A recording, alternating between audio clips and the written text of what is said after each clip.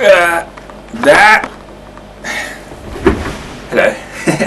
Right, okay then. This is just going to be just going to go through some basics, clear up a few things with people, because some people are not getting what's what concerning some of the more basic things concerning bass. I'm just going to cover them here, just a couple of techniques, what they are, what they do, etc., etc. Right, okay then, getting on with it, quickly. These are, by the way, these are all questions people have asked in my forum on my website www.demandlamius.com and have been messaging me on YouTube. Okay then, so first one. Here we go. Where does my thumb come down when I'm slapping and I am popping? Well, you know what? I as a rule slap around about in this portion of the fretboard here. Wherever you're going to slap, wherever your thumb's going to come down, you're going to get a completely different tone. I mean, like Les Claypool, people like that. Sometimes he slaps up quite high to get like a really deep round tone. But as a rule, yeah, my thumb will come down.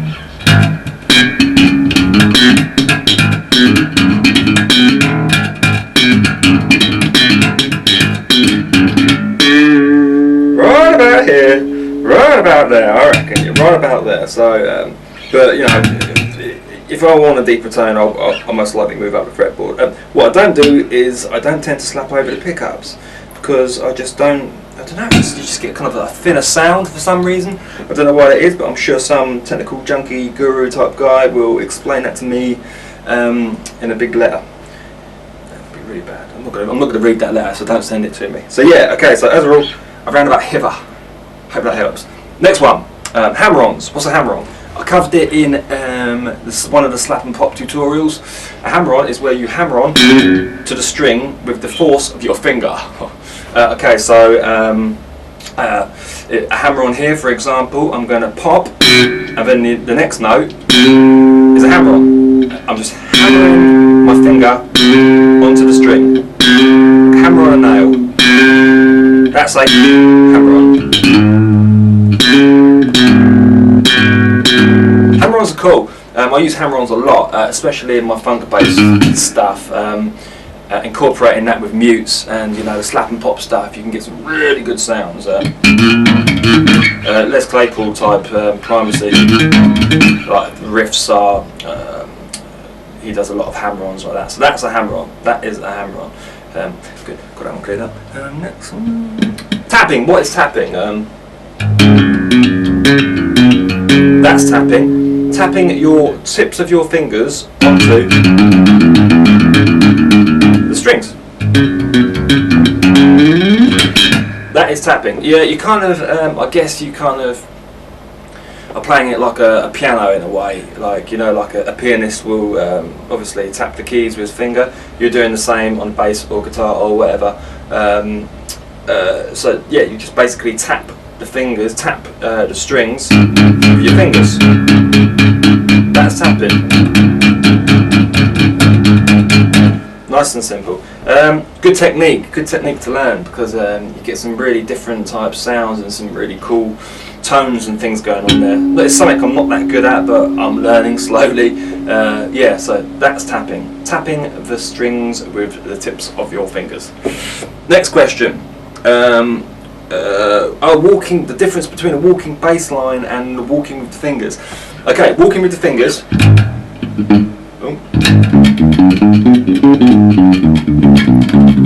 That's walking with the fingers. Walking up and down the strings with your fingers, with your two fingers. Yeah, very basic bass technique. And a walking bass line. Something like that. A walking blues bass line is obviously a completely different thing. It's more of a theoretical thing.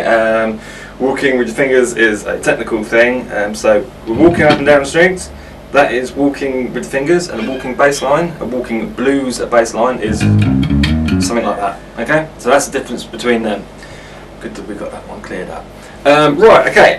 Where do I put my thumb when I am playing, when I'm using this walking technique. Now, this is completely up to you. You know, this is like your personal preference. I mean, I remember in one of the other tutorials, I said that I put my thumb on the pickup. That's to me is a really comfortable thing to do. Is put my thumb on the pickup, so I can, like, you know, I have access to all strings. But you know, that's not what everybody wants to do. You have to find your own happy medium in this one. I mean, I had a guy mail me, or no, he left a message on the forum saying, you know, he's got a 6-string bass, so it's hard for him to stretch up and down the strings. You know, hello, by the way. It's hard for him to stretch his fingers, you know. So, you know, if he's playing if he wants to play the A string, then rest the thumb on the E string. If he wants to play the D string,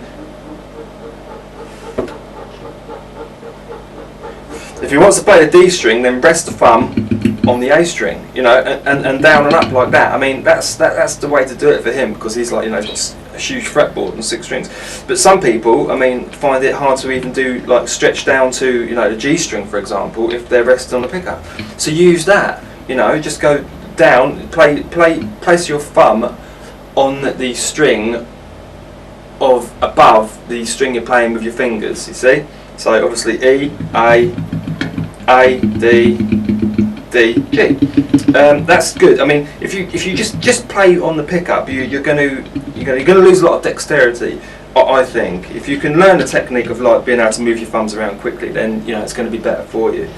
So yeah, that's that. Well, I think I've pretty much covered what I wanted to say in these ones. Yeah, I have. Okay then, so I'm going to quit now while I'm ahead and wait for more questions. Take care. Bye-bye.